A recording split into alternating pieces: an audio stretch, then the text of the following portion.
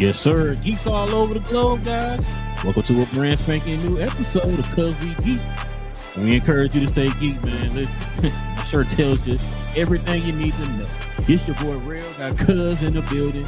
We got Eugene Gray, aka BJ. Y'all what's your name, BJ? And then of course we got BA, man, back again, man. Listen, guys, if you guys are into the geek culture, geek content, all them good things, movies, television, you're in the right place. Hit that subscribe button, y'all. Join us here every Tuesday evening and Saturday morning, y'all. We're about to get ready to talk about some Spider-Man stuff here pretty soon.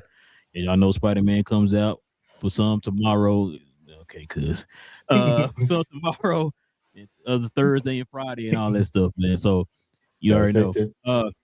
Yeah, hit them likes. Like I said, join us here, guys. And if you have any questions, any comments, guys, addressing any of the topics that we bring up on the show, add that to the comment section, and we'll address those towards the end of the show. All right, fellas, we can get into a little bit of news here. There before we get to all those though, there was a show, or should I say a movie that dropped was this weekend? When did it come out? Thursday? Friday morning. Friday morning. Friday morning. Yeah, it's like 1 a.m. or so. The Aang, the Avatar movie drops. So we're gonna talk about that. Get the guys' thoughts on that. But you already know, man, whenever we talk about anything, movie related, anything like that, and show related, we kind of give you guys a warning. All right. So before we start any talk of this movie,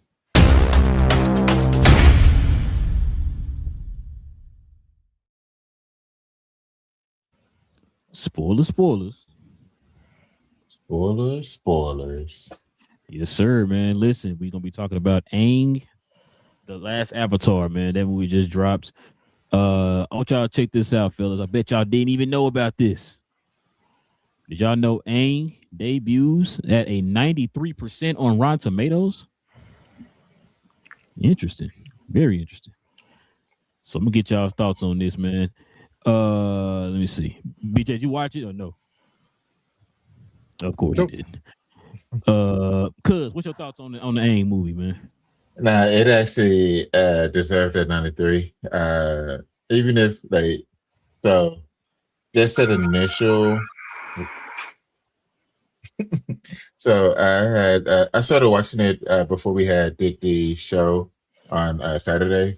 Flew in, got back home and everything. So I had started watching it, and it was like I think I got like 20-30 minutes in. It was like, oh, okay, this is a lot better than what I expected. I thought it was just going to be all right, but got through, and then once we finished, I finished watching it. It was like, yo, it was a legit fun watch. I remember we talked about it, and I saw like the ace range that they had him going, but I think it was actually with that particular age, it was perfect for what he went through dealing with that guy, being able to also deal with the because he was being corrupted with the spirit side as well. And I think if he would have been older, essentially like more wiser, I don't think it would have had the same effect for him. So I think that the age range for him for this particular movie was really great. They've been, I give it to them of late for between this live action show and this movie that they've been in their bag when it comes to the Airbender. I know we went through that stretch where it's like, oh, it's not looking promising. But these two, between the show and the movie, they've actually been in their bag really well. Yeah, but yeah, it was great action, great. It was a fun watch. Definitely did think that there will be a chance that they will end up growing or having more airbenders. But then it got to the point where it's like, nah, it's gonna have to make that sacrifice, and he did. But just overall, it was a fun watch. It was a lot better than what I expected, to be honest. What you got, BA? Yeah. This was totally different than what I was looking forward to be honest with you. I'm not in a good way or bad way. In a bad way. I'm not a big supporter of this movie. And it's a couple things at play. One, I think the animation was a bit off for me, especially that everyone else was fine. I'm not even gonna lie, everybody else was fine. it was Aang, and he was the main issue that I had a problem with. The reason why I had a problem with is because like they still kept him with his baby face a little bit, and it gave me a lot of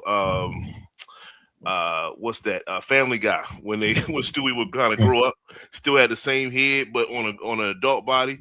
This was similar to that. And I'm like, well, why did you choose to go that route when we already seen like a more adult version of him from Korra? So maybe de-age that version a little bit more instead of this version to be like an adult kid in a sense, right? So that was my first thing. Second thing to me was the amount of crying a 20-plus-year-old kid or adult was doing was extremely too much. Like every single time Aang was crying, I'm like, dude, like eventually you kind of gotta kind of be a man and just like just understand the situation and just deal with it, right? He's not 12 anymore. He's not 13. He's like they said, like he's plus 20. Like he's like 20 something. Yeah, like what we doing here? 3. I ain't know I was on 3. All right, I got a lot. Yep. Dang, 3 okay. is like he kept saying like like there's no more avatars. I mean there's no more airbending, so on and so forth.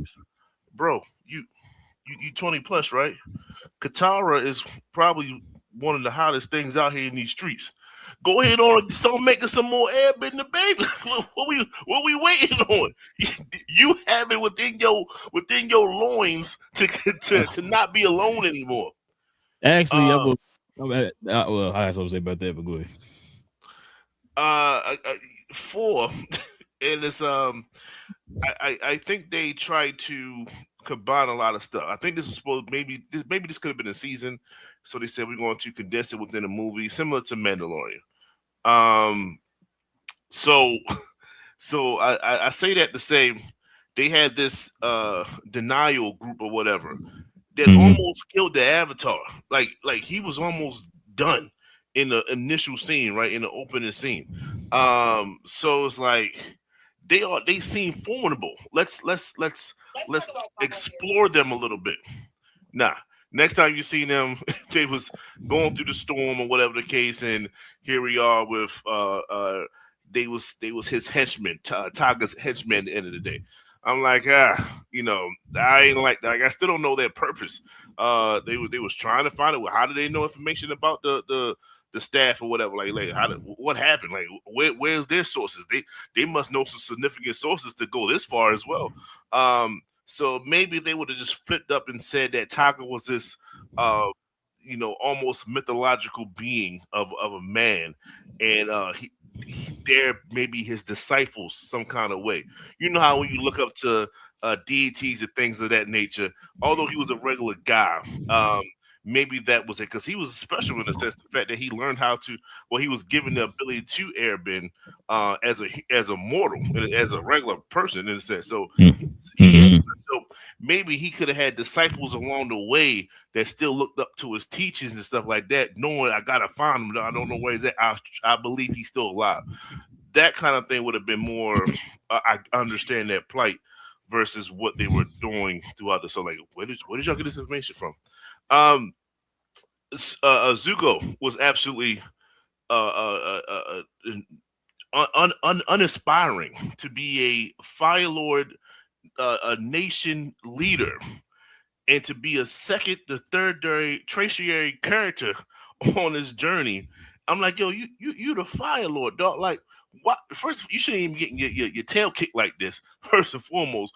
But even still, it was just like, you're more mature than everyone else because you had to be, right? Everyone else is just kind of doing their own thing. They're trying to build a republic city. I'm not knocking what they're doing, but Zuko is he's the leader of a nation. Like he's the head dog. So the fact that he's just going out here doing these little side missions with the Avatar. Oh no. You need. I'd expect the backup. I expect, like, why y'all letting this man go do all these things by himself? He don't get no more solo missions. You are the Fire Lord, bro. You don't do that no more. I guess that's that, right? Qatar was great. Toph was, like I said, another secondary character that was barely getting lines. I didn't like that, but I get it, right? Not everyone can have lines in a 90-minute show or whatever. And I think that's about it. The ending was okay. I'm okay with it. Sokka, oh Lord, jeez.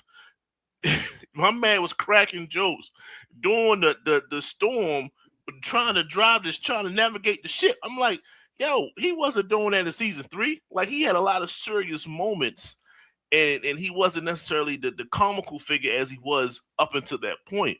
Especially when it was in all out war against the Fire Nation. Like he wasn't joking. He made us maybe a line or two, but he wasn't like laughing and a smile on his face. He had a smile on his face trying to navigate the ship that's going down into the plunging to his death. Nah, man, that was it. So it was a lot of that going on, and it's just I think there was a bit off place. I think they just didn't know what to do with the age range. Like, yeah, they're 20 plus, but let's keep them as a like slightly older than what when we last seen them. Well, you can't do that because if anyone's going through a war type situation, that hardens you to the point, pause, that it gets to the point where it's those like now that you're in your 20s, like you're not a 12-year-old kid anymore. You've been through war. Like they was in a full out like worldwide, you know what I mean, multiple elemental war, and they made it out by the skin of their teeth at that. Like he had to go to full avatar state, put the thumb on the forehead and all that stuff. Like that changes you. And now you're crying over the littlest things now. Like, nah, man, we're not here for that. So I didn't like it. I guess after all those things, I definitely thought it was I had high hopes for it, and it to me it plummeted for me. That's just me. BA, tell us how you really feel. Listen, one thing when you said to make the Avatar babies. So if y'all went back and watched Korra, there's a reason why that he can't just up and make Avatar. I mean, airbending babies. That's why there's no airbenders in the world.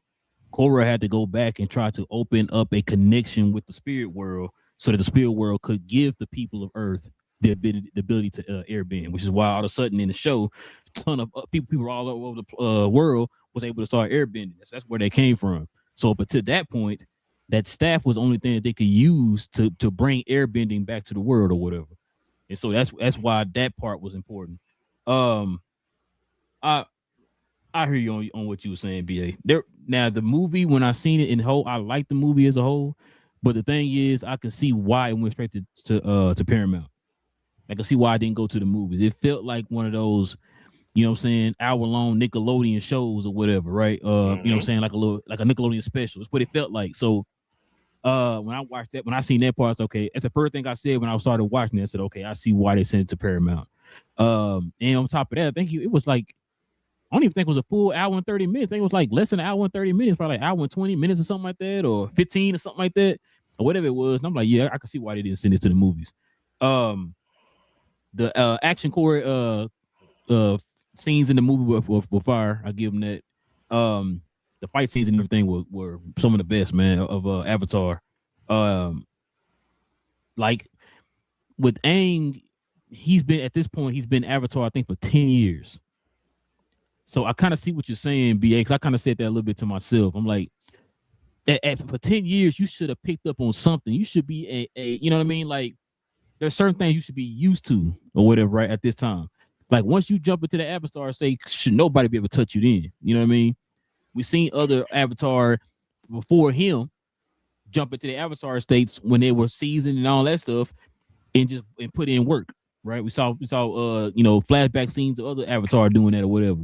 And so I'm thinking, like, okay, with this, I'm like, yo, who gonna touch this dude if he's 10 years into his job as a Avatar or whatever? But we saw what happened. A lot of this, like you said, Republican City, they were starting to put Republican City together. Like I said, if y'all watch Korra, y'all know all the stuff that's happening here is kind of leading up to what we know was happening in Republican City. The fact that there is a group of people who don't have powers, who hate the people who do have powers and are trying to destroy them or get a leg up. Literally, all of that leads up into what happens in Korra. That's true. And so that's why I'm kind of. Oh, what was it, Jay? So you saying on Paramount there's a place called Republican City? No wonder I didn't watch this. Two different ones, big J, two different ones. But yeah, no. So a lot of that was leading up to because a lot of questions. I think we even said BA when we were talking about those flashback scenes they have in Korra, where it's like you see that group and stuff, but it was bloodbenders and all that stuff. They were kind of part of a group also trying to, take over and all that type of stuff and destroy what they were building there. I'm Syria, sorry. you know what I'm saying? Good. Oh, what would you say? Why didn't Korra just bloodblend him? It's bad. I mean, he was killing everybody. Someone Tiger. He literally killed everybody except for her. Like they were dead. Just think for a second. He killed everybody. And she had the ability to bloodbend because we seen it on season 3. Mm-hmm. So where was that? Did she forget you know how to do it? Hold on, did she do it again after she learned how to do it? I thought she stayed away from it. I did too. I thought, am I tripping? I gotta go back and watch Avatar again. I do gotta watch season 3 over again. I thought she stayed away from it after that. Sometimes you gotta pull things out that you don't normally need to pull out because you haven't faced something like this that's one shot. He was one shotting people. He did his little and letting it go.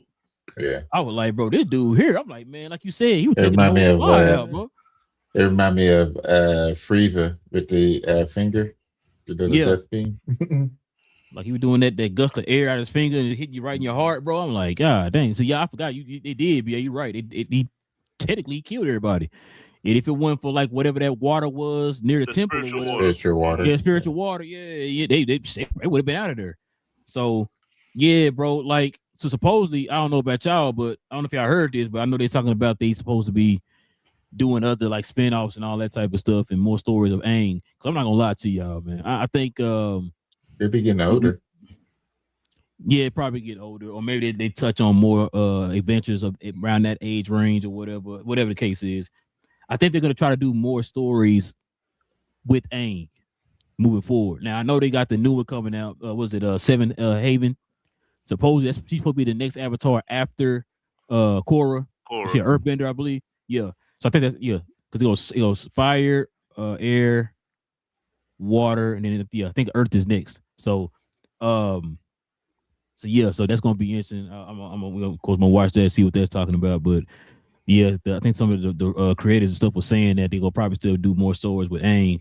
Because I'm with you. We've been wanting to do Aang's story when he's a little bit older. You know what I'm saying? You know what this is like, right? What's that? He's almost mirroring Anakin. Like I say that to say we've been wanting to see Darth Vader to be prime Darth Vader, and they kept showing the end of Vader. They showed the beginning him as a kid. We never got like a movie of Darth Vader being Darth. We got like a snippet, and that's it.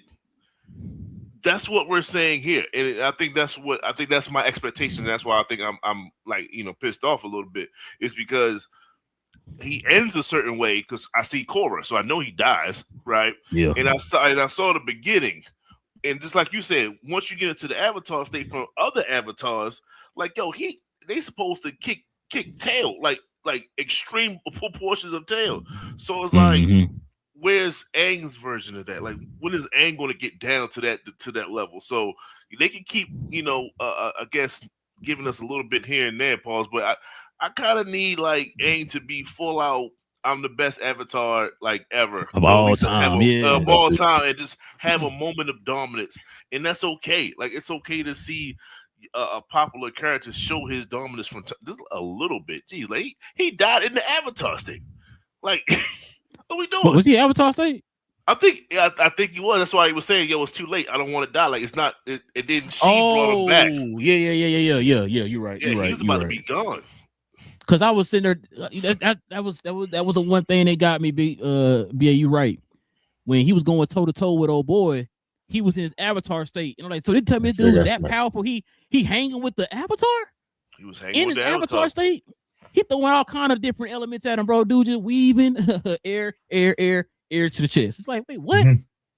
So I was like, okay, it's a movie. I'm gonna let it slide. I'm gonna let's see where this goes, right? That's the one thing that did get me. I'm with you. Like I was like, yo, ain't no way in the world this dude supposed to be. You 10 years in, you fight. I understand this guy supposed to be a pretty powerful airbender or whatever, but that's only one element. You control all 4 elements to like the nth degree. So, no, I agree with you, bro. I agree with you. Let me get y'all's Kaioken ratings on this movie.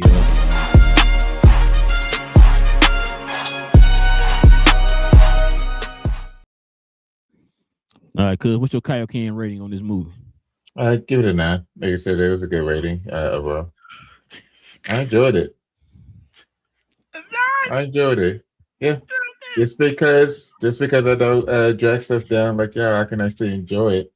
You're right. I sat there, I watched it, I enjoyed it. I plan on watching it again, so Hey, I give brother, it a rating that I'm says not I mad will at watch your it rating, again. sir. I'm not mad at it. Hey, I about to say, he I'm ain't gonna only rewatch it. Like I said, I watched the first 15, 20 minutes of it. We did the show. It's like I hop right back in and started watching it. If I wouldn't have liked it, I wouldn't have went back to finish it. I already just stopped it right there. You had the same option to stop watching It's my it. turn. Yeah. My turn. Yeah, go ahead. 6.5. 6.5. That's somebody. That's somebody height. You talking about 6'5"? I was gonna say that's height. my height. What you talking about? What you talking about, BA? 6.5, man. I think they could have did a lot better. I think they rushed it.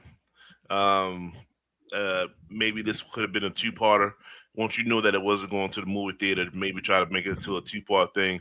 I think it was missing some legs. Give it a little bit more legs, get a little bit more story, a little bit more background for some characters, and I think it'll have been a little bit better. But no, this is to me, this is bad. I'm gonna give it an 8.2. Because I'm in the middle of both you and Cuz. Like I said, it did feel a little rushed. I did say it did feel a little rushed, but the action and stuff kind of drew me in. Just kind of going back to that world was intriguing again. There are some things I wish they could have changed up a little bit. If it was going to be a movie, they should have been, like I said, it felt like a movie that's going straight to DVD. Is what it felt like. So like I said, I wasn't surprised by them not sending it to the movie theater. I was like, okay, that's the first thing I said. I was like, okay, I see why it's not in the movie theater. But like I said, I enjoyed it. I enjoyed it for what it was. I'm just hoping that they're gonna go this route. They kind of changed up some things. If they decide to go, the Aang route, you know what I mean, like really flesh that story out, because there's a lot you can tell between this movie and what happens at the beginning of Korra. There's a lot you could tell. You know what I'm saying? Like we always talk about all the time, the flashbacks to show you like, yo, you kind of interested, like, dang, what really happened between this time and this time or whatever, right? You can really do some storytelling. Because do we know how old Aang was when he died? I think 40 something. Damn. I think. Yeah, because so around the time of those flashbacks we saw on Korra. I think so. Let me don't call. Let me double check on that. Okay, while you doing that, but yeah, I give it like an 8.2, man. I found it pretty entertaining. That's one thing, like you saying, cuz that's one thing they ain't gonna let you down with on Avatar. Anything, the action gonna be fire, man. So yeah, they're gonna definitely hold it in the bargain on that. 66. Mm. Well, technically 166. Well, yeah, but regular time, so 66. Okay, I don't know. I thought like maybe he died like 80 or something like that. Do it say how he died? Okay. Long-term damage just caught up with him. I don't know what the hell that means. Probably all the battles and stuff. Yeah. Okay.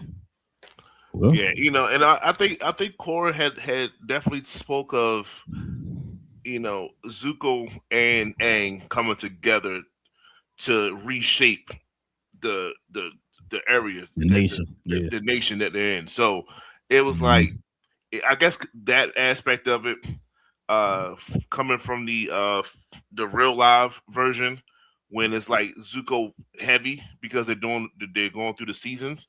So it's like, you see Zuko as a main character in a sense. I'm not saying that he should have took over this film, but it was just like to have him pretty much, like play the fifth role. I was like, nah, man, this is Fire Lord, dog. So yeah, it's funny you said that, BA, because now that I'm thinking about it, when you said that, he didn't have a lot of speaking parts. No, him and Toph played the extreme, like no roles. They could have just showed up to the Fire Nation, say, "Hey, dog, we need to borrow a ship," and he would have been like, "Cool." Boom, give him the ship, same amount of speaking lines, I was And just about now to say same speaking line. it would have been just fine. It would have been just fine. Just tell him, just don't have him in the movie. And I would have been like, okay, they just chose another route because they can go through a whole nother movie on probably of people feeling him, people not feeling him because who his father was, who his sister was, and stuff. So I get that part, but nah, man, it was they left a lot out there. No, I agree with you on that because remember Top put that work in the very beginning of the movie. Remember? That practice. Yeah, bro. Her metal bending got so strong, bro. She just throwing them suckers at everywhere. Y'all saw that? I'm like, yeah, it scooped them all up. She was using like Iron Man gear. The way she was, strapping up. I said, okay, Toph. So who want to be a metal bender? They just jumping out of nowhere. She throwing metal at folks. Just here, wrap you up, get out of here. Like you said, she wrapping up metal like she Iron Man. I was like, God, that's it, boy. Top is cold. That girl cold, boy. But yeah, let's turn the page here, fellas. We got another thing to talk about here. This show drops episode. What we on? God, 7. 6. That was 7. 6. Yeah. Yes. I was about to say, BA, don't scare me like that, BA. Don't scare me, bro. Because I'm like, yo, don't tell me that was 7. What was your thoughts on this though, BA? Hey man. Spoilers, by the way. Spoilers, y'all. Extreme. The opening scene. I knew you were going. Let's just go straight there, because it opened it up, Paul. So that's one thing. I understand.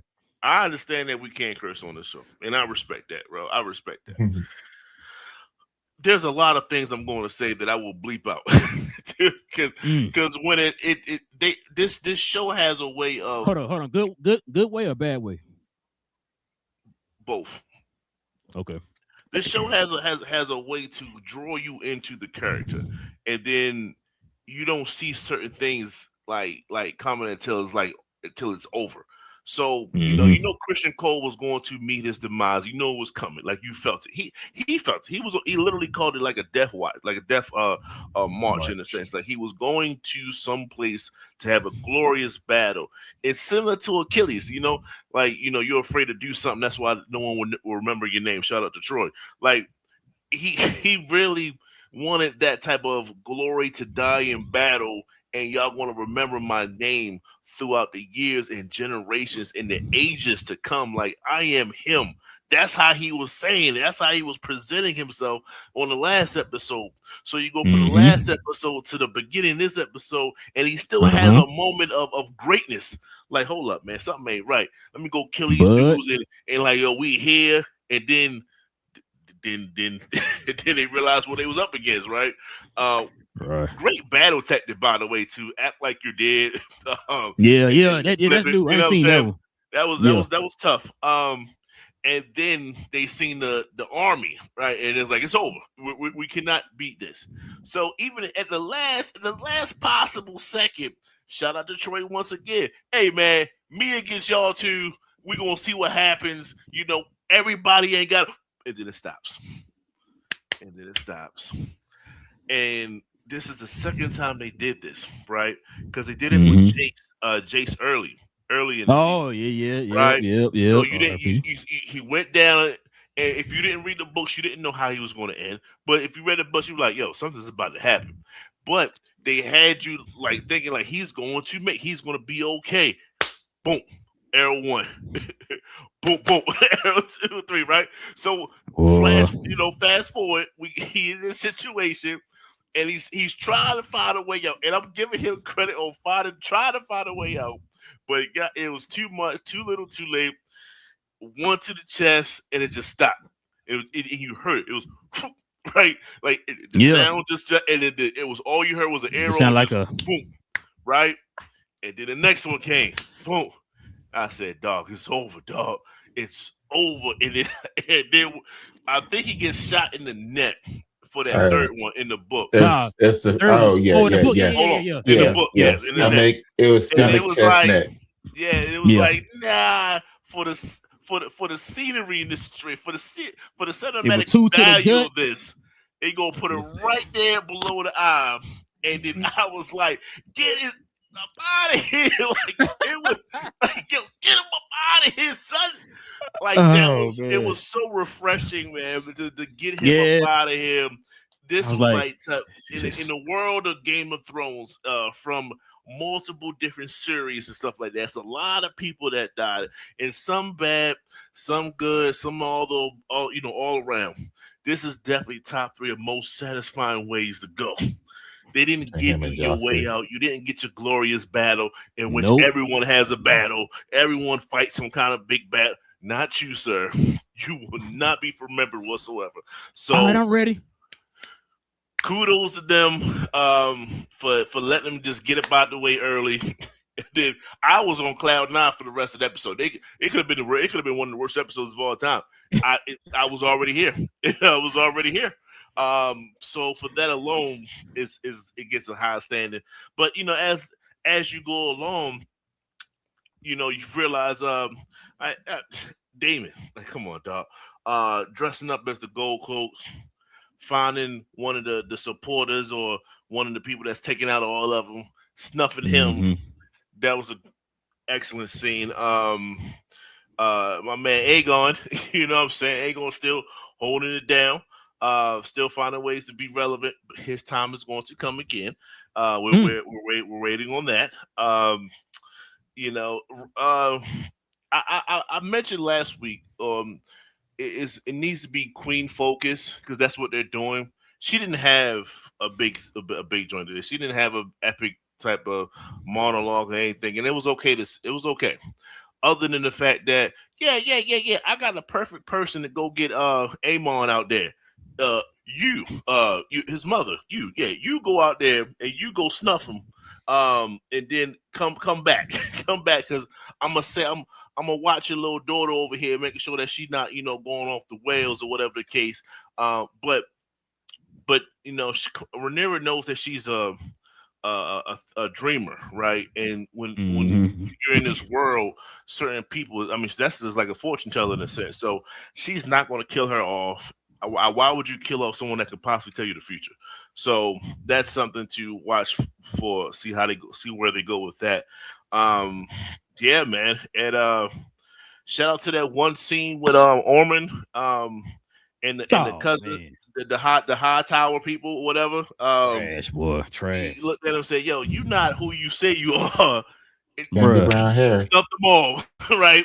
And Ormond ain't do nothing. He just sat there. I was like, "Yo, you're not getting into the fight enough." Boy, he do all that talking like he cold. Yeah, boy. I was like, man, trash. Yeah, he trash, man. I felt the same way on that one, dog. I was like, "Yo, you're not gonna do nothing," and he didn't. Right? All he did was like kind of throw up. Because of the scent and the smells and stuff, which Rhaenyra probably told them to, walk through some piles of crap along the way and stuff like that because he can't take it. But yeah, man. All in all, very satisfying episode. People died. Famous, iconic characters. He's now iconic for the way that he died. So shout out to Christian Cole. You served your purpose. Remember who character? Yes, you are. What you got, cuz? Don't get me crying because Christian died, man. It was upsetting that they didn't say that last part that no songs will remember you. I was hoping that they would have said that just to put a little icing on it. That's what it was in the book. Where you at? I had I had stopped there a little bit bit after. You read along with the show. With the episode. Yeah. Gotcha. Yeah, staying close with it. Just to be able to see like the details and things like that, which is pretty fun. But yeah, it was when it hit that part, it was like finally. It's about time. And this is what I was talking about, BA, when I said that they keeping it close to the spirit. Like it's not detail to detail, but they hit a lot of the major points of it so far. One thing that I was wondering was when they were going to start having the throne to cut her. I have been wondering that, and they started doing that because it's once it starts cutting, it's a bad omen that you won't last long. Yeah. Yep. So they started having that detail, and so it's like, And then you have Corliss at the end. That one actually hurt. So because you had the son that had like his moment with him, basically asking him for help as far as Valerian men, and Corliss is like, "You want more from me?" Or she wants more from me, and like, no, it's like, no, it's actually coming from me, and it's like, you're on her side. Well, yeah, she's the queen, and even though she didn't give you a name, like, well, you didn't give me my name for how long? When he shut him up. That quietness is like he been wanting to say that for a while. Like he said that. So that was a good part of it.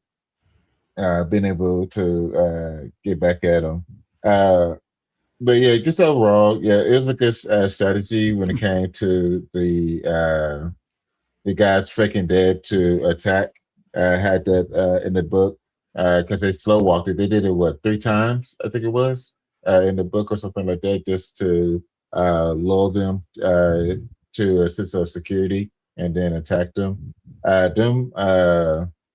forgot their name. The Gray Wolves, I think it The is. Greyjoy.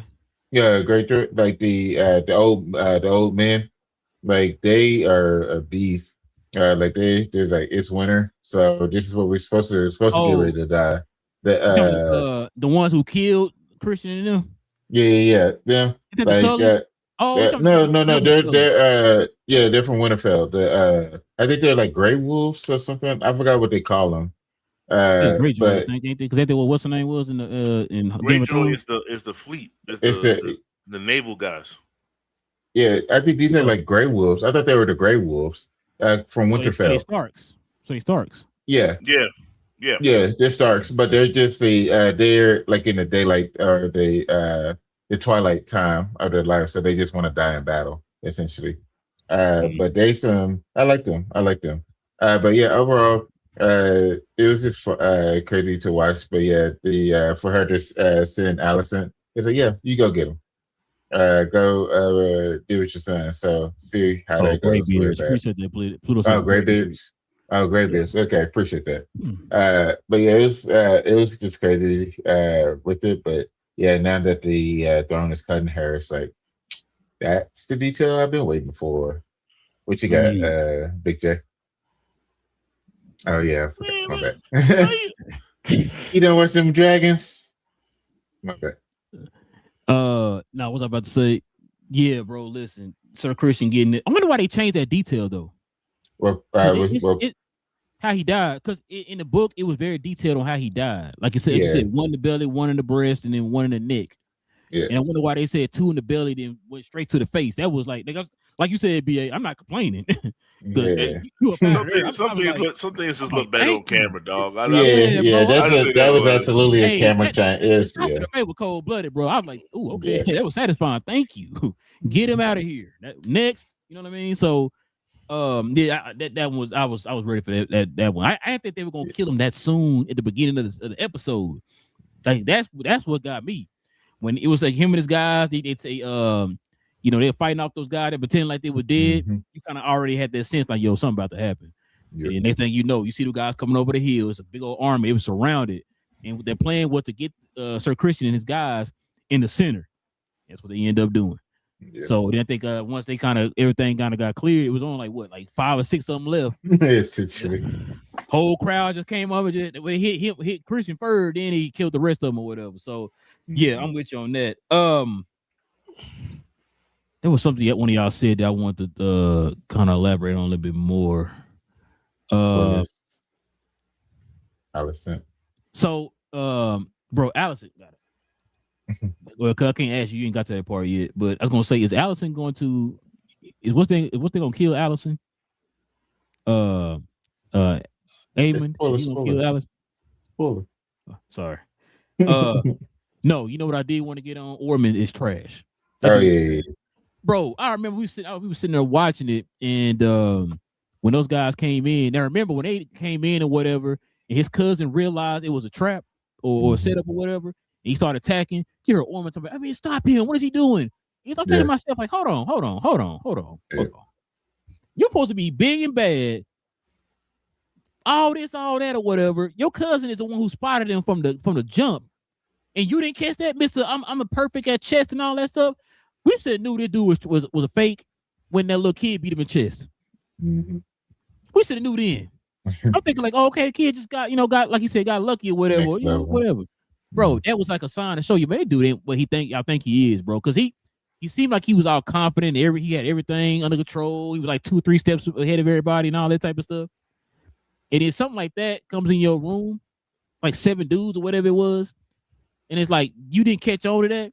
Your cousin kind of looking at him sideways, like, hold on, what's going on here? Something ain't right.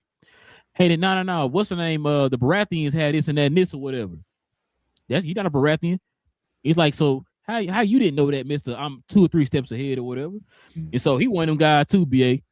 Whenever he die, we might be celebrating. I'm not gonna lie to you. I can't wait to that dude, dog. He trash. And another thing too, I like how Darren knows his uncle is trash. Well, not his uncle, his cousin. He know his older cousin is trash. Oh yeah. The guy. So when he was like, man, he's trying to get up out of there. Yeah, like man, don't leave me here with him, man. Yeah, don't leave me over here with him. He said, yeah, man, you in good favor with him. We said, no, I'm not. So you know how this works. He said, you gonna make you king. You know I'm not gonna be king. I said, what? I said, I like this kid right here. Mm-hmm. Smart, boy. I like this. Yeah. Bro, he feel like he don't even fit in his whole entire family, bro. Like he like an outlier or something. It's like, bro, how you got sense and everybody else in your family trash? You know what I'm saying? I told y'all before. I told my wife this other day. I said, listen, there's 2 people in this show I like. That's Helena and him. They're the 2 I like. Those are probably the 2 good people in this show. You don't like Bailey? Who? The Corliss granddaughter. Yeah, I like so. But them, okay. So when I say like, on the Greens, like they don't care about who got the throne. I don't want the throne. I don't care. Like they're innocent. They truly good people, right? They don't want to see people die. All that type of stuff. Like she's good, but she still kind of wants a piece of something. You know what I mean? So that's why I'm saying like for them, she's still questioning it too. If her husband / brother is supposed to really be on the throne, so that is a pretty big part too for her to still question of it. So yeah, I get what you're saying as far as her being a good person. Yeah, because these folks like they just don't want nothing to do with any of this stuff going on. They don't want to be part of the Game of Thrones. You know what I'm saying? They want to just live their lives. Like you said, Helena wants her children to be safe and sound. You know what I'm saying? Like she don't care about being the queen. You heard that part where she had the conversation with Allison when she talked about that. You know what I'm saying? Like, yo, you gave me away to my brothers. Well, I mean, we were just trying to. No, I wasn't trying to hear that. I didn't want that. Why didn't you just send me out to another castle with another family or whatever? Well, we had to do this and that, which kind of leads back to when people. I was trying to tell my wife that she's like, oh, well, she was kind of being forced and all that stuff. I said, no, Allison deep down wanted to do that stuff. Because if that's the case, then you got a little bit of power now. You have the ability to kind of combat a lot of that stuff now. You're not doing it. You being a part of it. Now you're more selfish now because everything's kind of collapsing around you. Whatever, you had no choice. But like she kind of had a little say. She kind of was going along with whatever her dad was telling her to do and all that stuff. She liked it. She could have, like I said, she could have been queen, but like, no, you know what? I'm queen now. Hey, husband, because he would have listened to you. Hey, husband, get this man up out of here or whatever, right? She wasn't doing that. So yeah, like I said, good episode, man. We got 2 more episodes left, so I definitely can't wait. It's gonna be interesting, man. Everything is starting to kind of get set up here for the last 2 episodes, man. And I definitely can't wait to see what that leads to. Get y'all's Kaioken rating of this episode. What's your Kaioken rating of this episode, BA? I'm trying to be like, just real critical and have an honest critique of it, but especially after the last rating. But nah, damn, this was a 9 for me. That I'm about to say, like, what it make you feel? Like, you like, I'm trying to be like, that was just such a peak moment. How was the rest of the show? You know what I mean? And like, did it fall short or whatever? It's just, I don't care. It was, I was on cloud 9, so that's why I'm going to give it a 9. But no, it was definitely, you waiting for the next episode. It's, I call this. I mean, dude, like 70 something, like he lived a long life he like 70 something going against all these people. So he did die. Yeah, they choked him out. Oh, I thought they just captured Came him up behind him. killed him. But nah, Yeah, but when he turned around, it's like, who are you?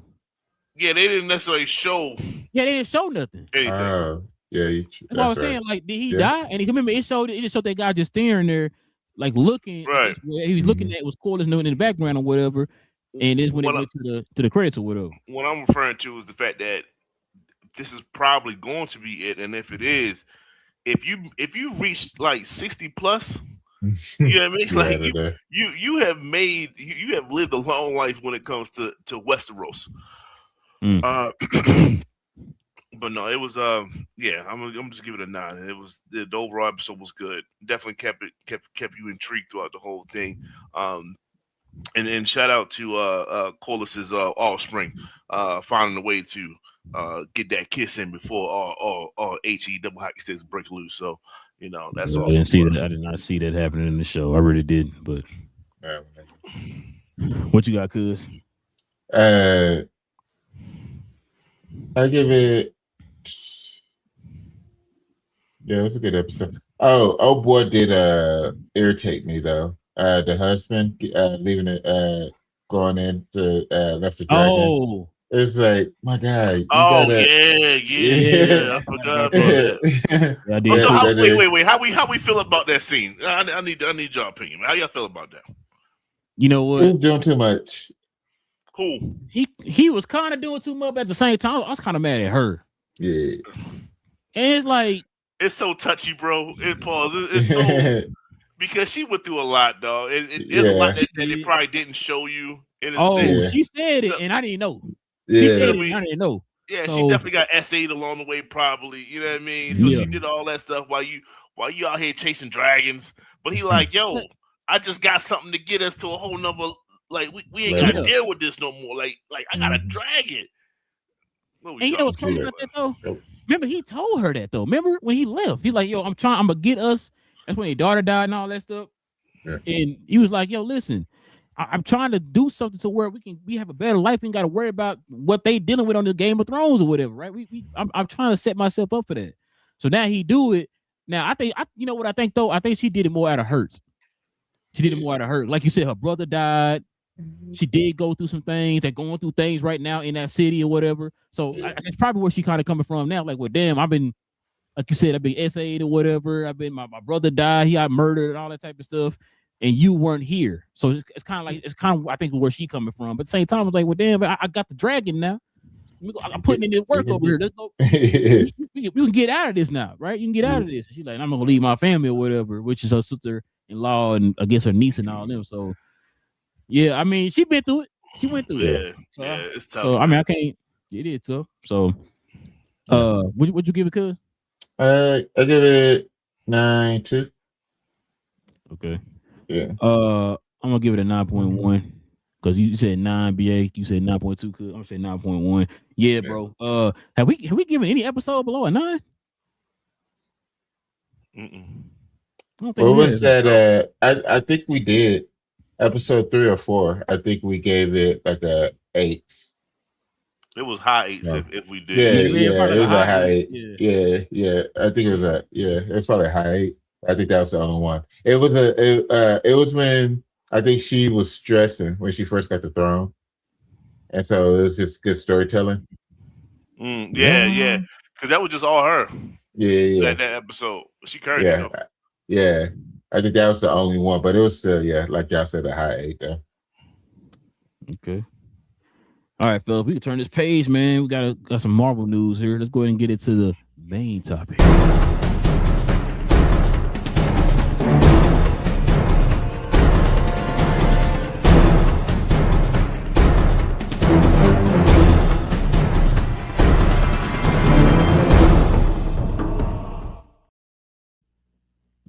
See what we got here, fellas.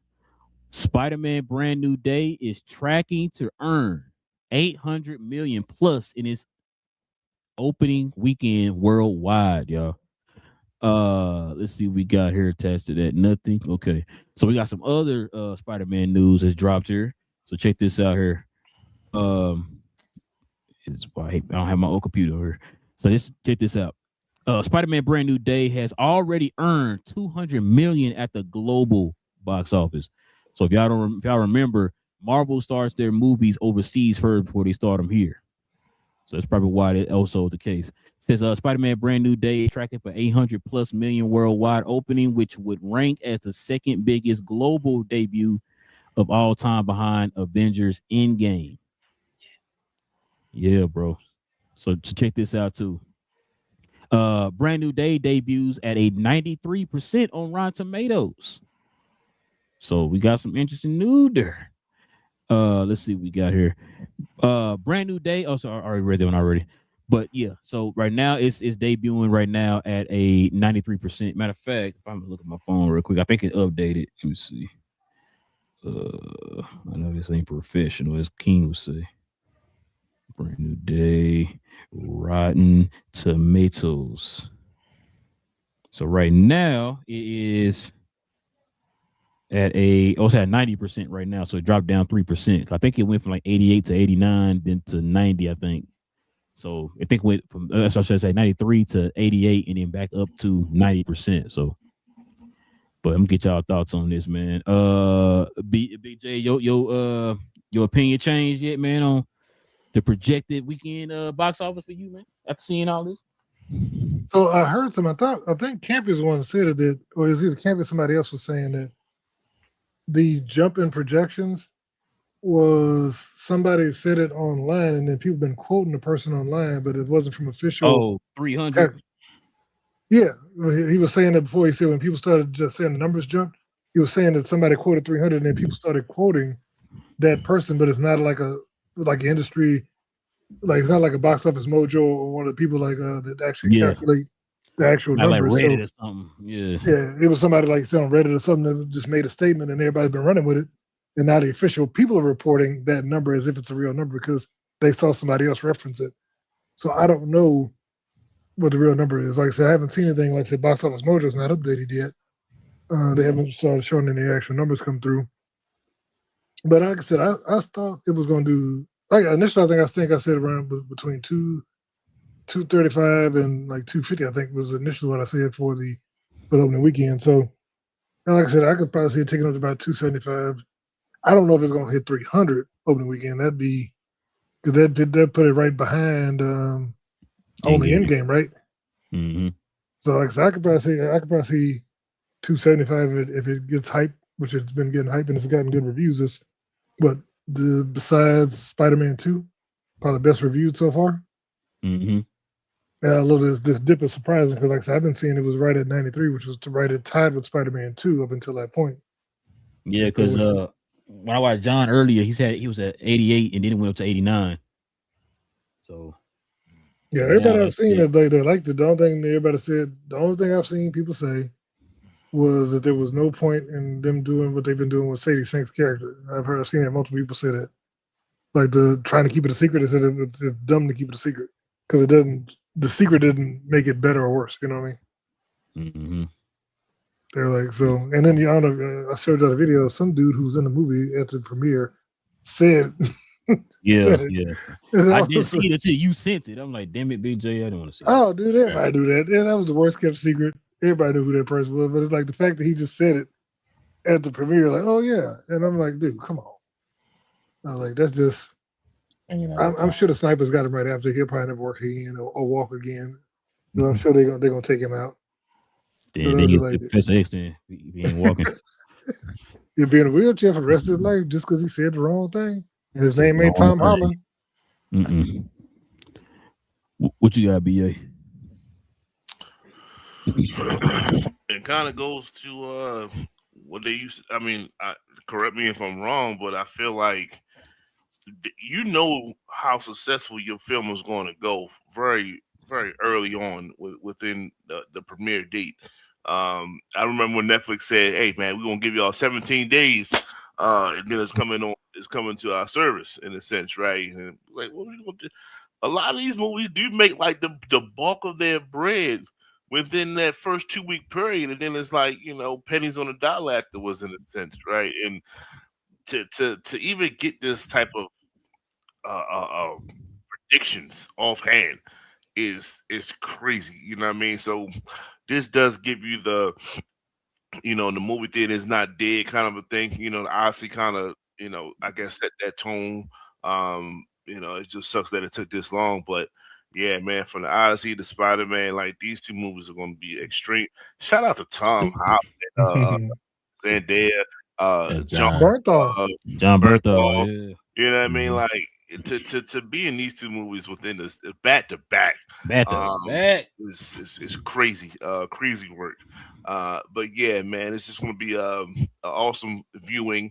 Can't wait to see it. But plus 90 on Rotten Tomatoes. The numbers looking good.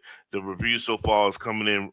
People are loving it. It's nothing negative like that. Other than that was the reveal. Come on, y'all could have showed us that. Y'all gave us all these goddamn all these other villains. Y'all can't slide her in. Like we knew, in a sense, right? So I mean, shout out to Slim. I think he's a singer. I think he's on the soundtrack. So I guess they give the soundtrack like this is what we're trying to do. This is what we're trying to get across. I don't think that mistake will be made ever again. Hey man, we need you to sing this song, and Don't say person nothing A else. is going with person B, and then person C feel a certain kind of way. I need you to be person C. Well, who is person C? You don't need to know none of that. This person C is who I need you to be, and that's all you got to go by. And hopefully, you can perform and make a great soundtrack from that. But no, this is what it is, man. So yeah, I think he was definitely a singer, and I think he got some information maybe through the publication, just for him trying to do the singing thing, and they might get leaked out information to him or gave him information. But yeah, he wasn't supposed to say anything. I mean, he talked like he didn't have a care in the world. Like he signed no NDA, nothing. Yeah, and the ending and everything. And the post credits. Like, dang, bro. Yeah, it was that. But nah, but yeah. So like I said, so far so good. The year of blockbusters could be back. If Spider-Man holds his own, and we're gonna see what's happening. But shout out to the original great blockbusters, the great epics of the world from the Odyssey. This is good for the movie business. Facts. What you got, cuz? What you got, Big J? Look like you got something on your mind. No, something just popped up. I don't know if y'all saw that from Michael Giacchino earlier. That so apparently he did an interview and then he retweeted the interview, but he said basically that they asked him about the Batman Part 2, and he said that he said he's doing the composing, right? Well, he said there's not a world where Matt Reeves would let me not do it. He was like, that's what he said, and then he retweeted the article saying 100%, and I was like, oh, okay. So I was like, Yeah, I I saw guess that he's back earlier. in. Yeah, he back. So we're getting a whole new soundtrack and all that stuff or theme music or whatever for Spider-Man in this movie, I think.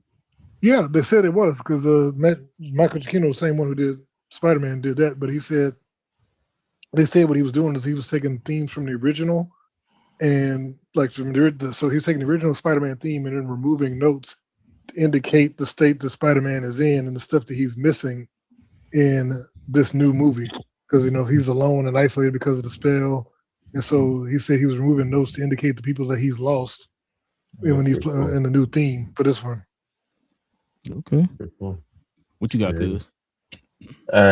I just want to know how many theaters there are for it to run up 800 million in the opening weekend. That's not domestic. That's all over the globe. No, that's what I'm saying. Like, but still, you still have like other movies. So that's just like Big J said, it hasn't truly been verified. But still, it's like that's what first thing popped in my head. It's like how in the world is there? How many theaters are there for it to be able to even hit that opening weekend? Because you asking the wrong question. You need to be asking Big J, is he gonna stick with that 1.3? So it's 4,300 total screens in the U.S. that are set to show it. Is what they're saying for this weekend. So are you sticking with your 1.3? I said, didn't I give a range 1.3 to 1.5? Yeah, what you going with, Big J? Now he talking about it has the potential to make 800 on his first opening weekend all across the globe. I don't think it's gonna cross 2. I still think it's going to be probably around in that one. I may go 1.4 to 1.6, but I don't think it's going to cross 2 billion. We'll tie you with these safe numbers, dog. Tie with the safe numbers. That's the same Go number. ahead. See? Go 1.8 or something. Oh, I'm sorry. It's 12.9 billion. That's what it's going. There you go. It's going to make more money. People going to see it 12 times, even though they ain't got no money to buy groceries. They're going to go see this movie 24 times, and it's going to save the movie industry. Hey, we didn't see folks go see. I'm doing my part. Sony's gonna buy Warner Brothers after this movie come out. They're gonna have so much money up. They're gonna go buy Warner Brothers and Paramount. Shout to Paramount. Yeah, shout to Paramount. Get them both. No, oh my bad. Cause you got anything else? My bad. No, it's just I'm just keeping this because East Coast is Spider-Man Day anyway, so I'm good. Bro, they already talk about this right now is helping out Doomsday. The Doomsday trailer helped bump the numbers for this movie. People saw the Doomsday trailer and it bumped these numbers up. So I think that kind of something we kind of already knew was gonna happen. Is they're gonna both kind of go with each other and all that type of stuff coincide and all that. But yeah, what would you say, BA? I heard somebody say amongst the social media engine that it's bringing belief back to the theaters, right? So especially knowing the first 10 years, with Endgame and Infinity War and Endgame, it's just like it was a belief of like I can't wait to go. I know I'm gonna get a good product. I can't wait to be enjoyed. I can't wait to get away from whatever it is that I'm dealing with for the next 2 to 3 hours, in a sense. And it's like that was taken away from us through bad product of their own, in a sense, in which, a lot of them admit to it, some don't, but they knew that they wasn't performing as well as they should. And the consumer, we felt the same thing. So we're not going to support you because you're not coming up with better products. So, they upped their game, and then now it's like a sense of like, yeah, I can feel it's okay to believe again. It's okay to let my guard down and like enjoy this movie because I'm going to, because I know they're going to deliver. I can be critical afterwards, but I don't want to be critical like going into it and then they show me why I'm right, 10 minutes into the movie. Like that's a bad feeling to have. So I think for all of us like that, that's like really watching it is really trying to be fans again. Like, although we critique this stuff and we go through all these things and like, at a critical level, it's just like, I don't always want to do that. I just want to be a fan again. What I mean? Like the little kid in me wants to actually like be happy again. And they didn't do that part. So shout out to them. They all started to do that part from what it looks like. We gotta see the product. We gotta see the product, you know what I mean? But from the outside looking in, it's looking like they're heading into the right direction in which we can actually believe again. So shout out to that. Go ahead. Well, I think it's the overall. Remember, we saw the numbers for this year. As they said, they might end up hitting the 10 billion for the U.S. box office. Yeah. So it's just, I think it seems like it's across the board that folks are believing in the movies again when it comes to just good movies, good stories. What Big J always says, you make a good product, folks will show up. So that's what it's been this year. We've just overall have had good, for the most part, good products, going from crazy, scary movies or thrillers to your big box office that's hitting as well, or your small indie films that turn into a massive box office. So it's been a good year, and I think Marvel has timed their movies decently this year to be able to ride that wave as well. That's a good point. What would you say, BJ? I was pointing to Will. I'm like, see, look at him. He over there making good points. But what I was also going to tell y'all too is what I've been hearing on both movies is that this Spider-Man is one of Spider-Man and Doomsday. I'm saying Spider-Man brand new. They were saying that one with the practical effects, they're not doing everything is not CG.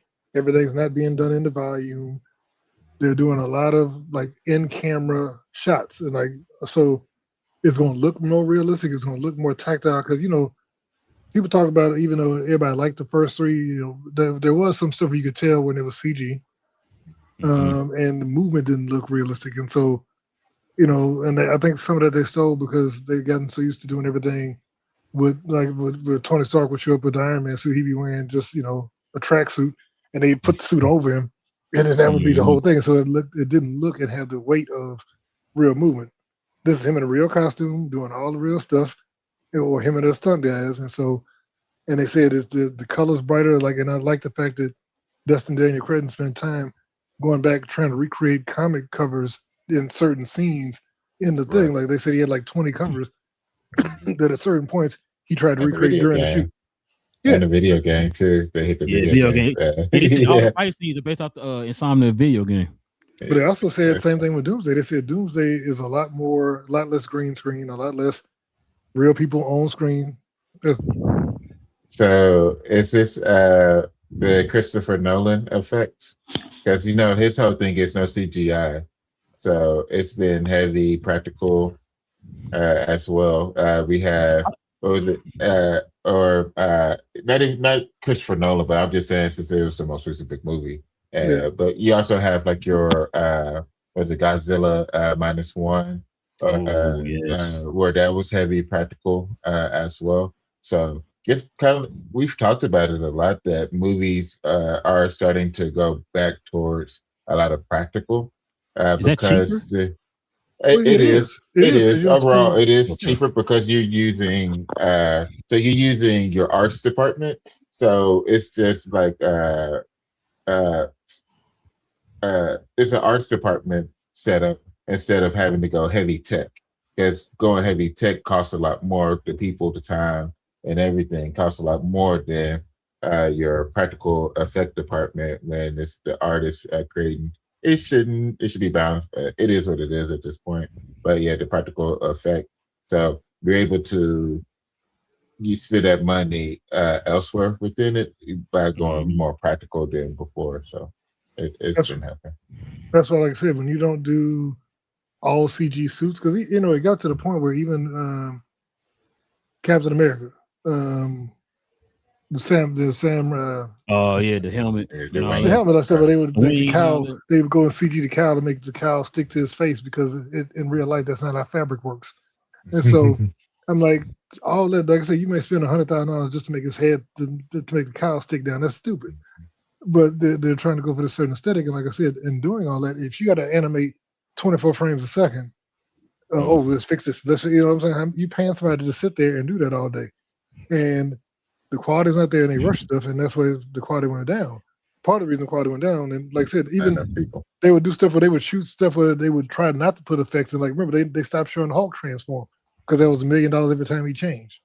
And I'm like, oh yeah, it's like, so they would show him he transform off screen, and all of a sudden he's on, because even the transformation costs so much. So they would just be, let's just start with him being Hulk and go from there.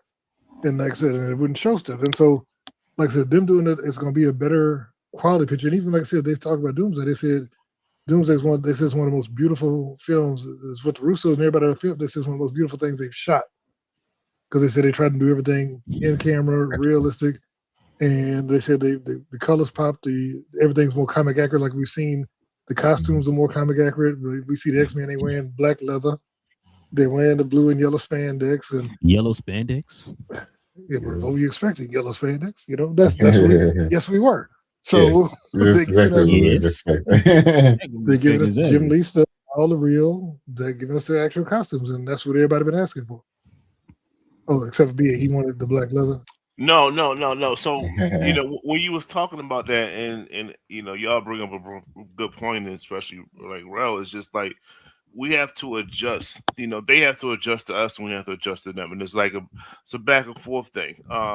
But if you would have took a snapshot of how things was at a certain period of time, you was like, okay, CGI is the future, so let's go. You can't blame a movie studio for like, all right, we gotta double down on the CGI stuff and the computer stuff. No, we really don't want that. But we was trending to that, right? And then when you said the black leather, I thought about my time. I said that was X-Men. That was like 2000.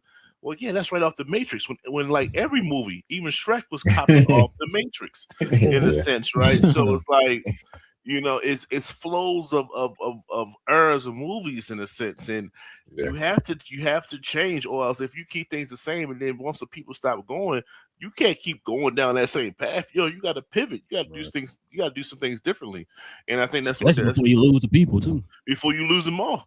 And I think that's what's happening now. They have pivoted to the point where it's a good median. Okay, we can go out there. We're seeing things like Sinners and Obsession. We're seeing things like the Odyssey and Spider-Man and stuff. It's a good pivot, and now we're embracing the movie culture again. But let me throw this at you. So we talked about when it tipped too, and when I think it tipped too far, when it definitely was starting to tip too far. You remember 101 Dalmatians? Mm-hmm. Yeah. And 102 Dalmatians.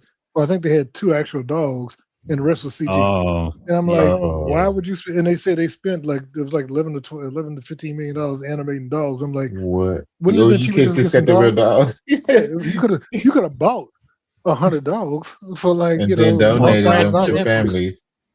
And then donated to families. Gave them all away. They'd have been, hey, your dog was on screen. What?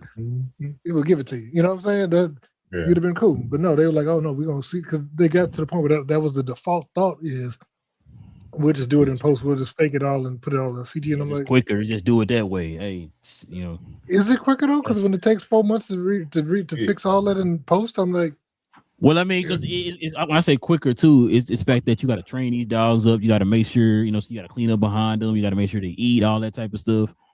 And the thing is with the computer is that I could just type it in and put it in or whatever, and bam, I'm good to go. You know what I mean? So yeah, it's I'm glad they're kind of going back to practical. You know what I mean? Because I think that'll be cheaper. That'll cut down on budget for these movies too. Now we ain't gonna be seeing these movies being ballooned up to damn near 300 million. You know what I'm saying, for production and all that stuff. You know what I'm saying? So, like you just said, cuz we just seen Odyssey. He ain't used a lick of CGI in there, bro, and everything was, practical. Whatever. You can't even tell. You can't even tell. Well, and Chris has clarified that it's not that it's not that he's against it, but he's like, if it makes more sense to do it, because he said there's CG in all his movies. He says just he doesn't overly abuse it. He uses it when he needs to use it, but he doesn't, like I said, he don't try to make the whole movie CG. Like this, when they did the thing with the dudes in the silver in the Odyssey, he said a bunch of 7-foot dudes and a bunch of short women playing those parts. That was genius. Yeah. That was genius. The Cersei part, like that was genius. They went with the old school wolf transformation with the pig. Oh yeah, it's like, this is incredible. This is incredible. Just the small things like that. Yeah, a lot of them have gone through that, and like we said before, I hope they learn the right lessons. It's not everything don't have to be practical if it doesn't make sense to be practical. Everything don't have to be CG. Once again, make good products, and everything doesn't have to cost $200. Like I said, everything don't have to cost $200 million, because we saw from Backrooms and all.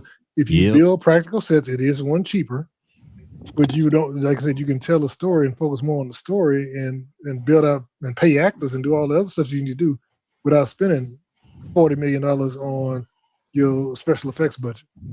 If you do a lot of stuff in camera, the green studio or the green sound room, whatever. Yeah. Well, like I said, to do the volume, you got screens everywhere, because that's how they shot The Mandalorian. They were talking about how you walk into a circle, and then they put screens everywhere around you, but you're in like a 10 by 10 room acting. And I'm like, right. It doesn't look right. It doesn't look real. So what's the point? Don't bring up Backrooms, man. My wife still traumatized by that movie.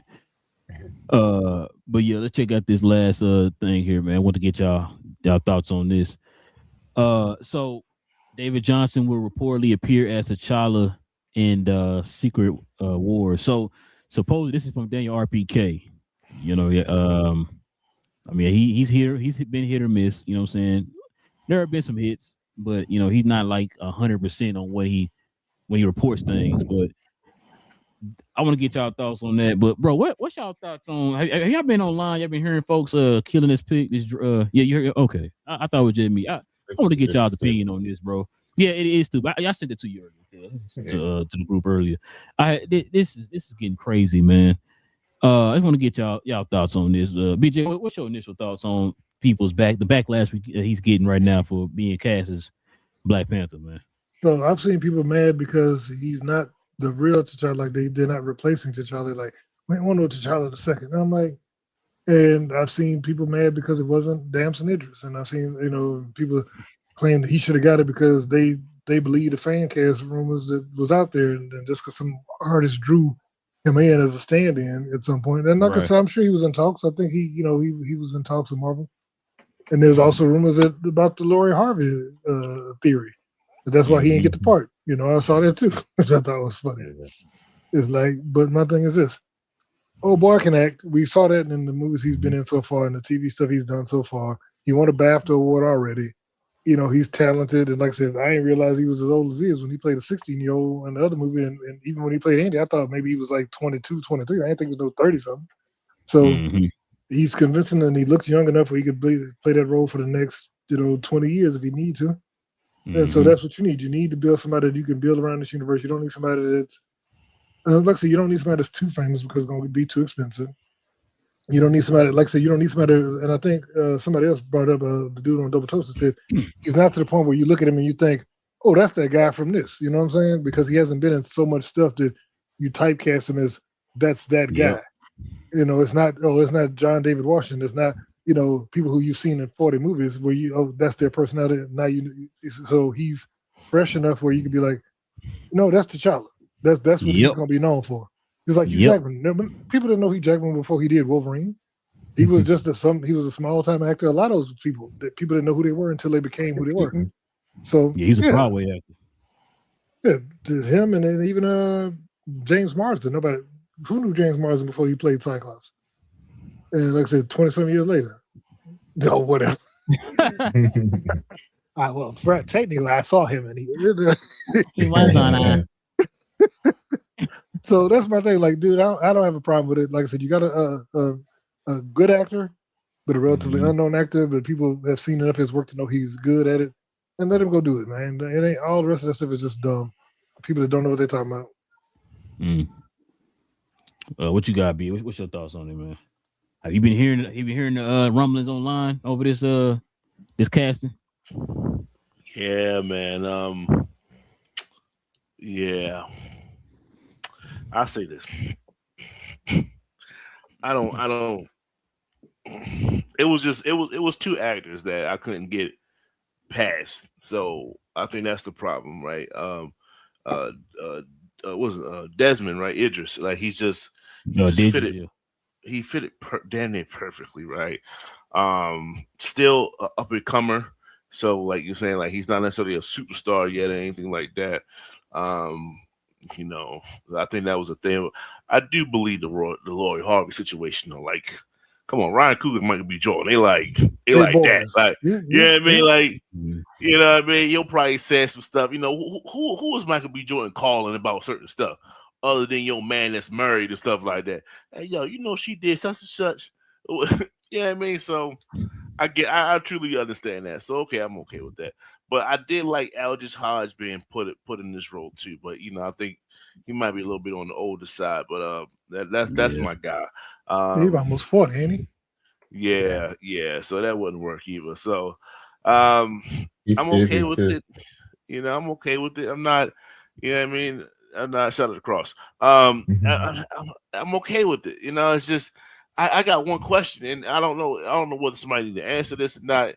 I just gotta ask it. You know what I'm saying? Like, what's the deal with this situation underneath his eyes? Like, can we puff that out? Why is it puffy? And I'm not even like making a joke or nothing like that, but it's like that's I see everybody. It's there. Like, is something wrong? Is that's just the way he is? Like, can we press that down? When the mask comes on, you're not going to even see that. You know what I'm saying? But that's not T'Challa. All right, T'Challa shows his face. The son, he's the son of T'Challa. He's the son. Whatever the case. He's more clandestine than his daddy was. Well, he needs to reduce the puffiness in his face. That's what he needs to do. He's gonna put some shea butter on it. Not he's coming. The shea butter is just gonna gloss in it. We don't need no gloss. we need a decrease. No, but hold up. Hey, yo, bro, where you at, bro? Hold up. You just fell off camera. I wasn't even trying to be funny. All right, hold up. Bro. On a real note, though. Oh my God, man. the son, T'Challa Jr. that was in BP2. Right. They modeled him to be like a Haitian type Mhm. of Wakandan mixture in a Mhm. sense, right? Right. And I think the brother is part Haitian. I think he's like the I think London Nigerian. version of that in a sense. I think he is a little Haitian. So It's kind of like DV, Big J. I thought they said he was Nigerian. Oh, that's what I thought. They said he Oh, was British with Nigerian background. I think both of him and because the funny thing is everybody thought that I heard some Haitian background for him. because the funny thing is What people is the man? when I googled it, there was articles saying that people thought that him and Damson should play brothers because everybody thought they looked alike. Because I saw a bunch of pictures of them together and stuff because they're both British, so they were like they've been working around the same time. They were like, oh, these two dudes definitely need to play brothers on something, and I was like, huh. I was like, so I think Marvel thought they was interchangeable, but let's see. No, it's in Nigerian, Caribbean, and Swiss. So that was wrong there. So I couldn't even make that connection. I'm trying to find connections for the brother.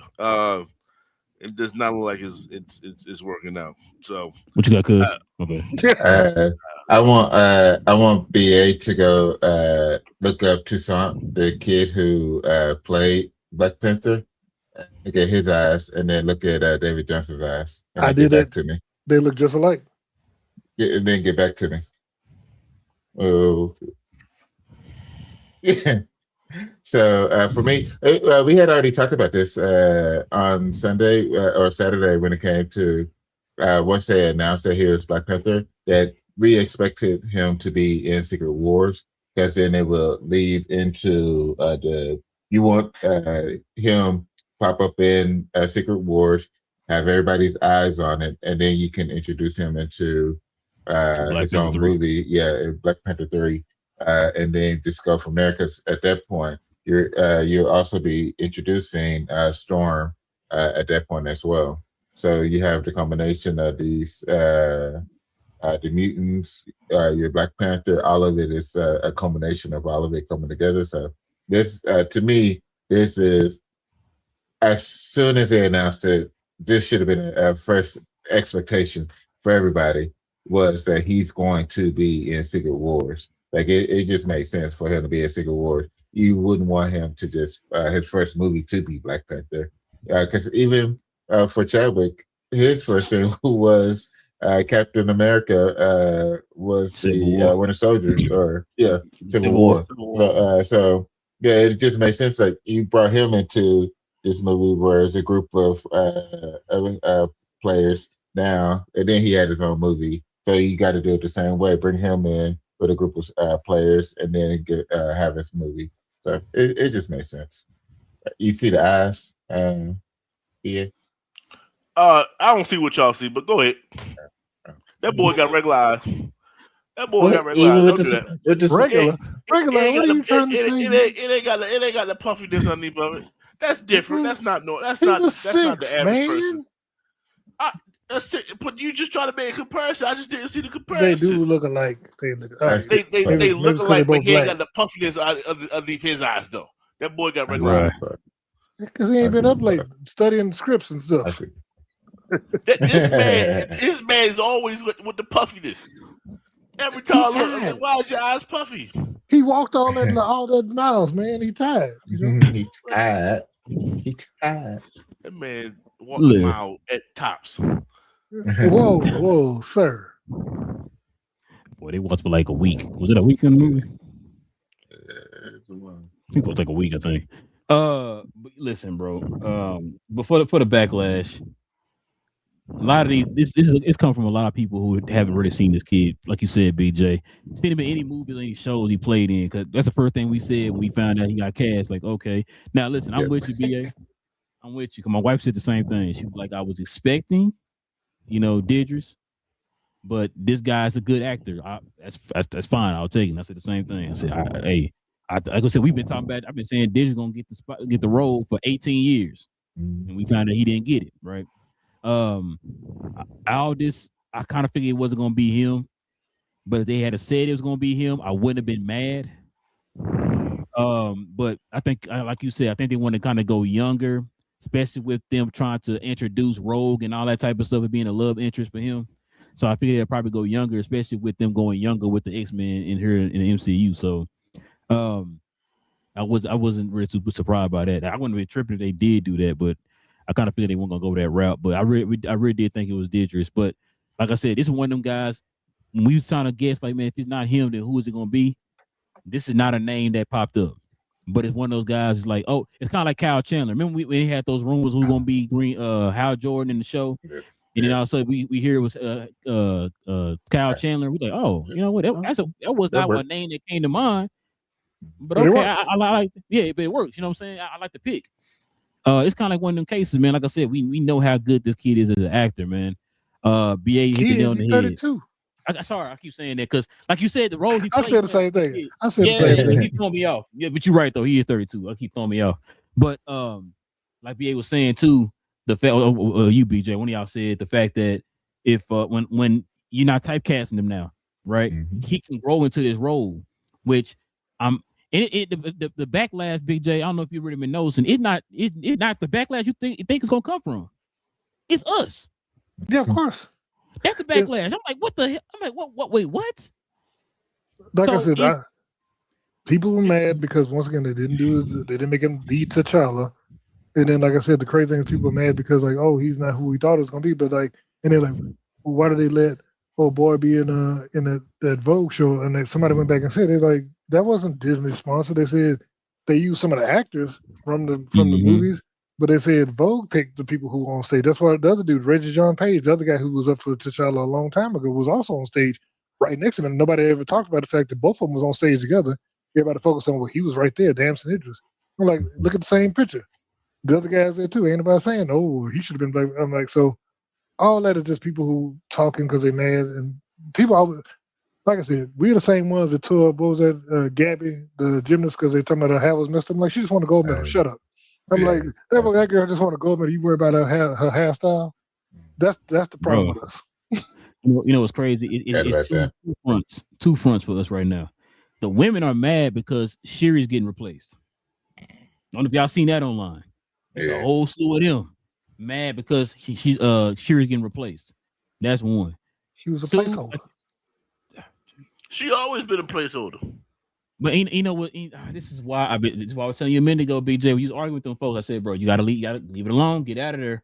I'm not doing it no more, BJ. As I'm getting older, bro, I'm starting to realize. Me and King just brought this up on the show. You heard us. I'm not doing it no more, bro. To keep my peace of mind, I'm not arguing with people who don't know what the hell they're talking about. First of all, I don't know if you saw that one video that one lady was talking about. So I don't know if I saw the pictures of him walking with some white lady or whatever, right? Yeah.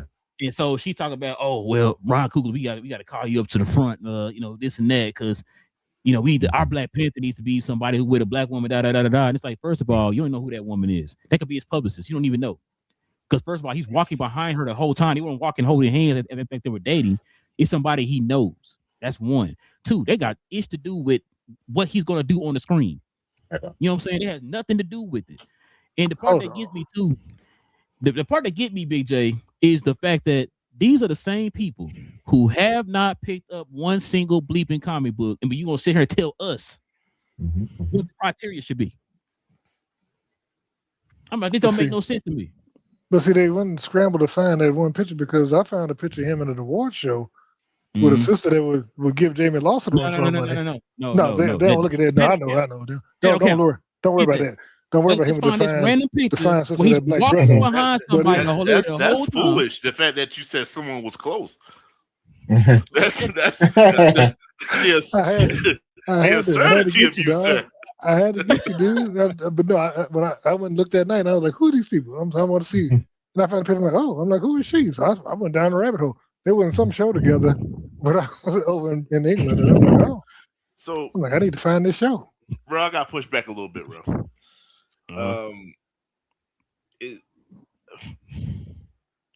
The fact that Chadwick never had that issue of dating outside, as he has a black wife in a sense. It's like so many people championed this original movie back in 2018 when it came out.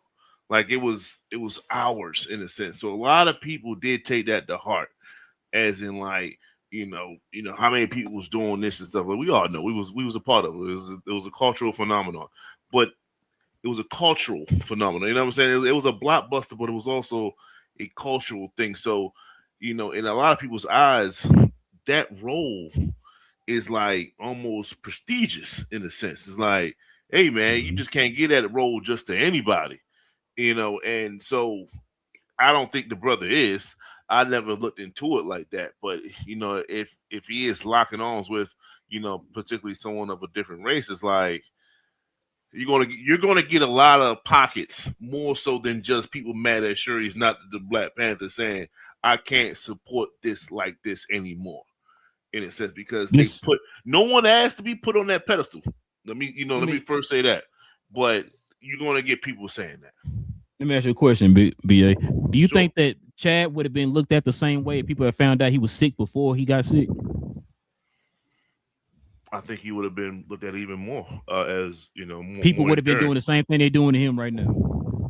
Why are you getting somebody who's sick to do this? Why can't you get somebody else? They would be doing the same thing. So that's why I say when these people, acting is a job. You get hired to do a job. Now you can go out here and steal cars on the weekends. Nobody would know about it, right? But are you going to work on a 9 to 5 and doing your job every day? Yes. Right. So for him, your job is to come in here and give a great performance. Are you a good actor? Yes. Are you going to give us a great performance? Sure. Right. I don't care. You can be dating 25 women on the weekends. I don't care about that.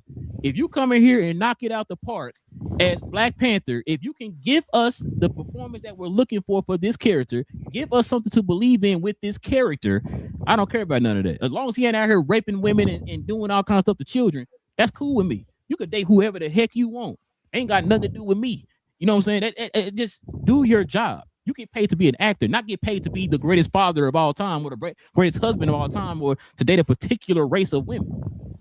You know what I'm saying? That's a totally different situation, a totally different subject, you know what I'm saying, to have for another day. But for this particular movie, I don't think that stuff is important. Because most of the folks who are saying this stuff, BA, I'm guaranteeing got a bunch of skeletons in their closet too. Who are you to point fingers at this dude? You don't know nothing about this guy. So instead of you actually judging him on the merits of acting, you go digging for something else. Man, who you best friends with? Who your cousin know? Where your mama at? What that got to do with anything? We looking for Black Panther. Can you play Black Panther? Cool. We see your filmography. Cool. An Oscar caliber type of actor. Cool. Like the Big J just said, a Bappa. Cool.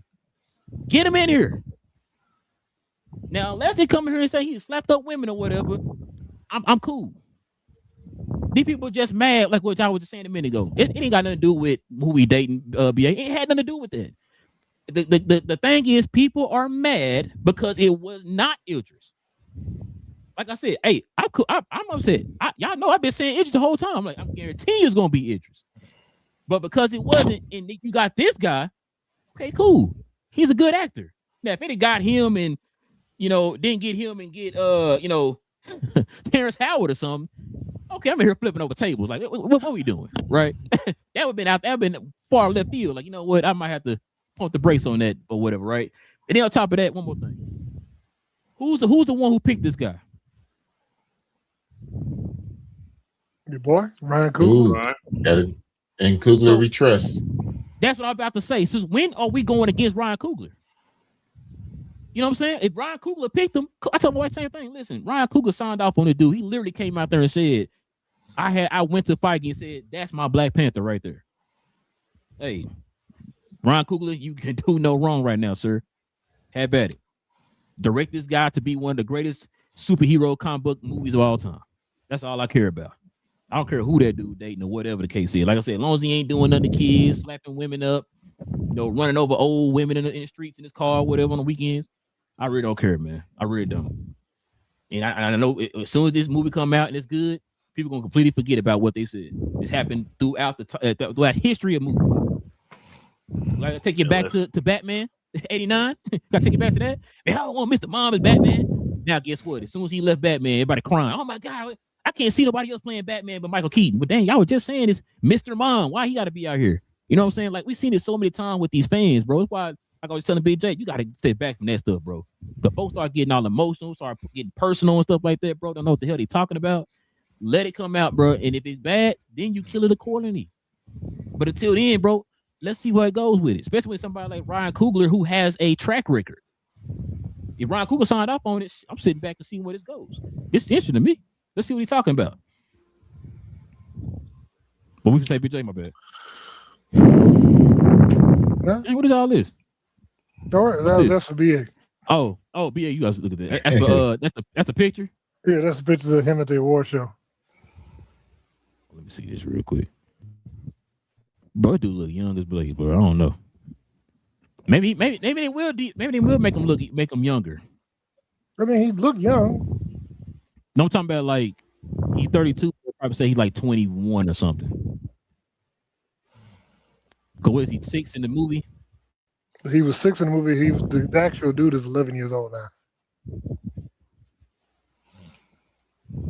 So a 10-year jump. They could. I wonder how that's gonna work. Because it ain't been 10 years since the kid was in the movie. He was talking about like that people was giving their thoughts on that. Maybe with Secret Wars, there's some type of time jump that's crazy. If you on a certain planet or a certain area long enough, you age faster than anyone else. Stuff like that. Different in these areas. Like it could be like the blip. Like I said, they may have been gone for however long. By the time everything comes back together, boom, he's 32 years old. Or make him 26. I don't know if y'all heard the premise of the movie. Supposedly it's gonna be him wrestling with, well, not him per se, but like Nikita does not want him to be Black Panther. She doesn't want him to have that same burden his dad has. So it's gonna kind of be like a not coming to Jesus moment. What's where I'm looking for? Where it's like coming he of has age. to kind of coming to age. There you go.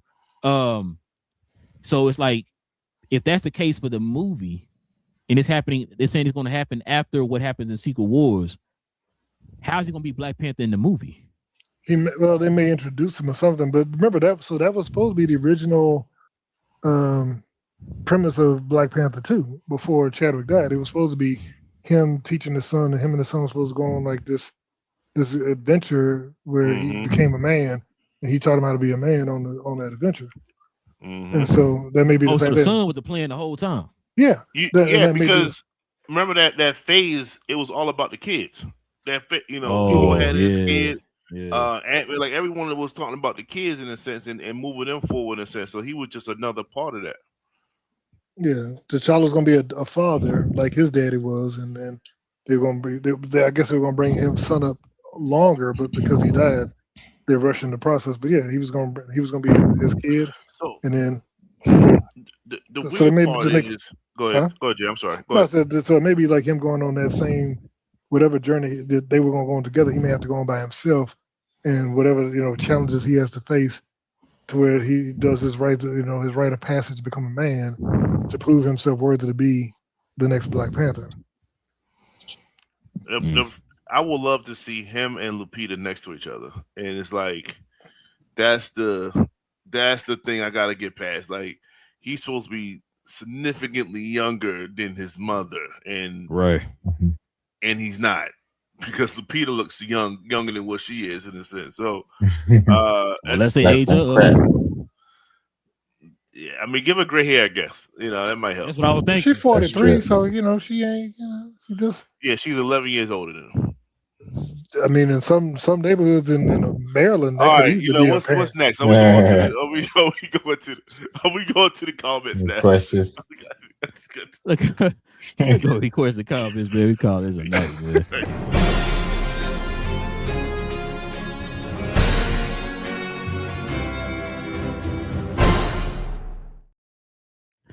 Boy, y'all just keep entertaining, boy. I like it.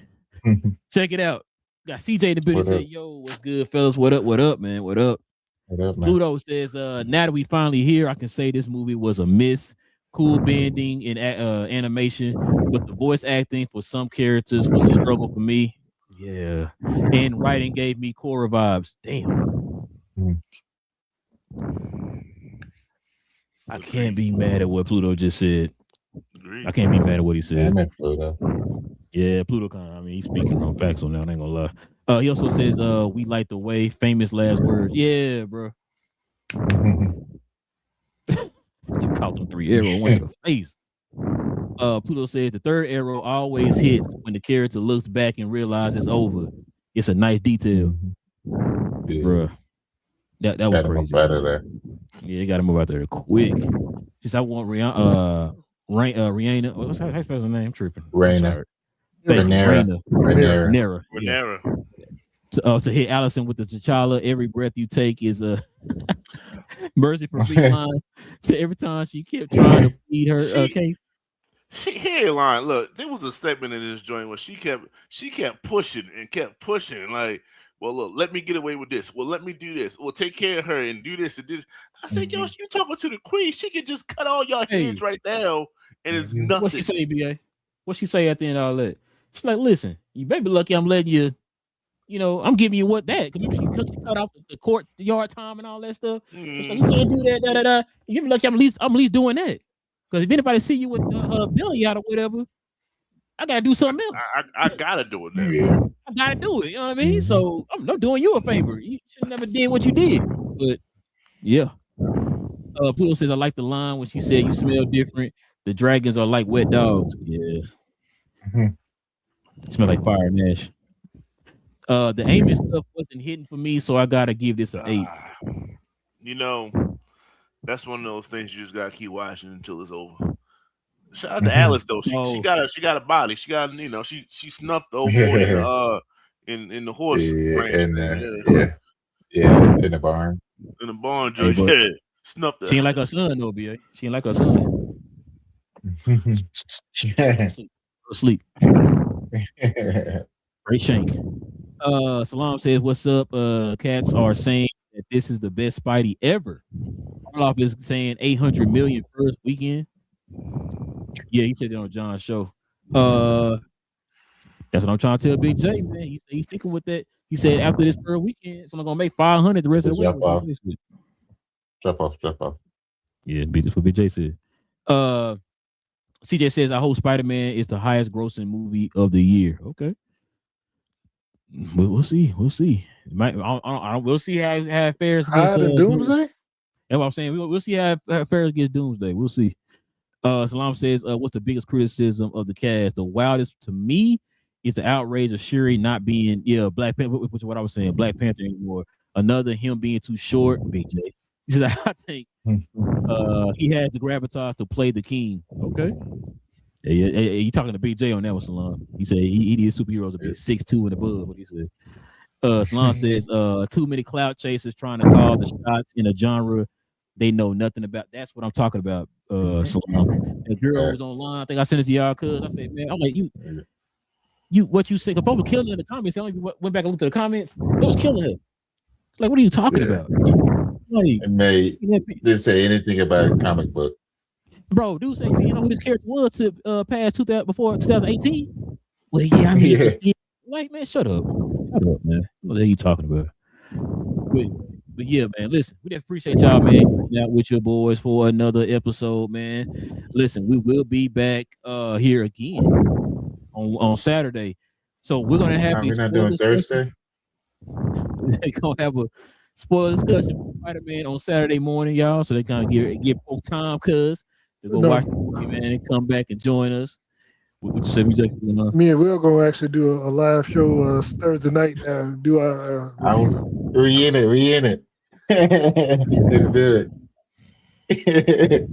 Man, some folks can give y'all nothing out here. It's a reaction. Is it? But yeah. We're gonna be back here on Saturday, y'all. Like I said, we'll talk about Spider-Man on Saturday and any other news that's dropping. So join us for that. Also, too, I don't know if we got some more. Just said thank you, guys. Appreciate you, man. Shout out to Salam as well. Appreciate y'all, man. We'll be back here on Saturday. Hit that subscribe button if you do. Shout out to the folks who just subscribed to the channel, man. Appreciate y'all too. We do this every Tuesday evening and Saturday morning, y'all. So follow us over here. Hit that subscribe button. If you're over on Twitter, we ask you to come on over here to YouTube. Hit that subscribe button as well. We'll be back here on Saturday, y'all. We're talking Spider-Man, brand new day, y'all. We here. Some folks gonna see it tomorrow. I don't know who it is, but some folks gonna see it tomorrow. You know what I'm saying? But we gonna talk about it on Saturday, y'all. So join us here on Saturday. With all that being said, man, it's your boy Rail. Got cuz in the building, Big JBA's Cuz We Geeks. We talk about all things in the geek culture involving movies and television. All right. Y'all stay geeked out here in these streets. And we out.